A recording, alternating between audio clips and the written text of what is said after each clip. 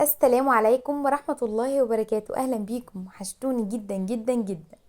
النهاردة بإذن الله هنعمل مع بعض الفطير الشرقي بحشو السجق، زي اللي بنشتريه من عند الفطاطري بالظبط وأحلى كمان.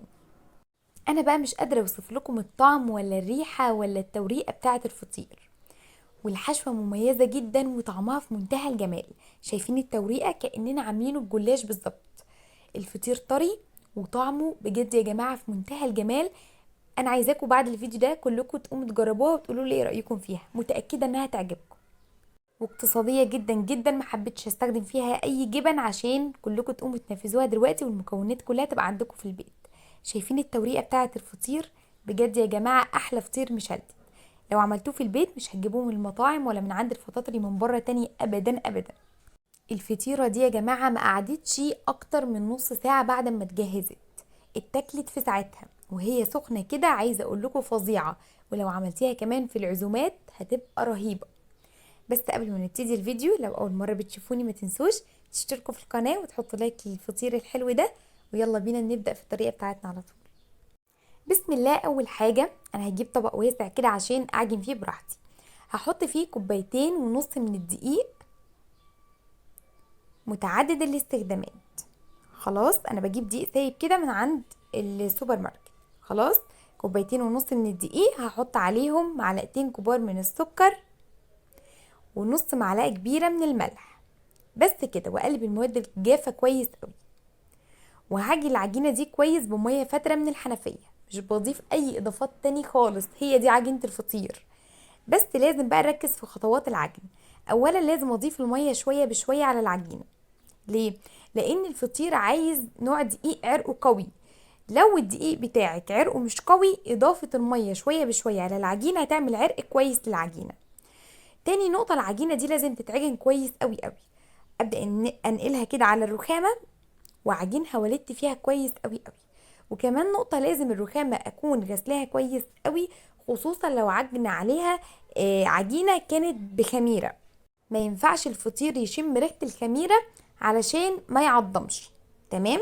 انا هضيف كده المية شوية بشوية واعجن العجينة دي حلوة قوي قوي، يعني لمدة 10 دقايق، ولو عندك عجان اشتغلي فيه. تمام. شايفين يا جماعة بعجينها حلوة قوي؟ لازم وش العجينة كده يبقى طري وناعم. خلاص، وملمسها بيبقى طري، ما ينفعش العجينة بتاع الفطير تبقى ناشفة عشان ما تتقطعش مننا. دوت ملمس وقوام العجينة. ملمس وقوام العجينة بيفرق جدا في نتيجة الفطير. لازم تبقى طرية ومخدومة كويس في العجن. انا كده قسمت العجينة لكورتين اتنين او لجزئين قد بعض. تمام. لازم بقى عجينة الفطير ترتاح كويس قوي. ما ينفعش ابقى عجناها ولسه شد عرق وابدا ان انا افردها، هتتقطع مني ومش هتتفرد، هتلاقيها بتكش معاكي. لازم ارجعها الطبق تاني بعد ما قسمتها لجزئين، واسيبها بقى ترتاح لمدة نص ساعة ساعة على حسب الوقت المتوفر عندك. وبعدين احط كده على وشها زيت، اغلف الكورتين بالزيت واغطيهم بكيس عشان وشهم ما ينشفش، واسيبهم يرتاحوا كويس قوي زي ما انتم شايفين كده. بصوا هتلاقيهم فردوا في الطبق. واحط صبعي كده في العجينة، الاقي ان العجينة ما بتردش تاني. انا هفرد العجين بالزيت. انا لا هحط سمنه ولا هحط اي حاجه، زي ما قلت لكم الموضوع كله اقتصادي. هحط كده شويه من الزيت واحط عليه العجينه، وبرده على وش العجينه زيت عشان بصوا تتفرد معايا بكل سهوله. وبايديا الاتنين كده افرد من جوه لبره، افرد من جوه لبره، واشد في الفطيره زي ما انتم شايفين كده. الحشوه المعتاده بقى للفطير الشرقي هي السجق. تعالوا اقول لكم عملت السجق ازاي. اولا انا بجيب طاسه سخنة على النار، احط فيها معلقتين كبار من الزيت، معلقتين كبار مليانين كده من الزيت. وبعدين احط فيهم 3 4 سجقات على حسب الكمية اللي انت عايزاها. واول ما السجق يتشوح ويستوي، هبدأ ان انا اطلع السجق من الطاسة واقطعه قطع صغيرة زي ما انتم شايفين كده. ومكان الزيت اللي في الطاسة ومكان الدهون اللي نزلت من السجق، هحط فيها طماطمايه متقطعة قطع صغيرة، فلفلتين اخضر او الوان، فلفلتين اتنين متقطعين برضو قطع صغيرة، ومعايا زيتون. زيتون اسمر او زيتون اخضر اللي موجود عندك، بس يكون مخلي. خلاص. وبعدين احطهم في قلب الطاسة مكان الزيت ومكان الدهون بتاع السجق، واشوحهم كويس قوي مع شوية ملح مع شوية فلفل اسود مع شوية كزبرة جافة. يعني بصوا رشة بسيطة من كل حاجة من التوابل دي. واشوحهم كويس. اول ما يستووا كده ابدا ان انا اشيلهم على طول، دوت عشان الفطير ما بياخدش وقت اصلا في الفرن. فلازم برضو اسوي الخضار كويس عشان ما يقرش كده في بقي واحس ان هو ني. تمام. فلازم اسوي الخضار كويس قوي في الدهون اللي نزلت من السجق، وبرضو الزيت. طبعا السجق مش بضيف عليه اي توابل، السجق متبل جاهز. تمام. انا كده قفلت الفطيره الاولانيه على الحشوه. وطبعا الحشوه دي يا جماعه اللي انتوا عايزينها، المتوفر عندكم استخدموه. العجينه التانية برضو هفردها بنفس الشكل دوت. تمام. شايفين مفيش اسهل من فرد الفطير، بس اهم حاجه العجينه المظبوطه. فردت العجينه كويس قوي قوي. هجيب بقى العجينه الاولانيه احطها في قلب العجينه التانية. هجيب الفطيره الاولى احطها في قلب الفطيره التانية، بس احط دهنه بسيطه من الزيت كده عشان بس يورق لي الفطاير والطبقات بين بعضها.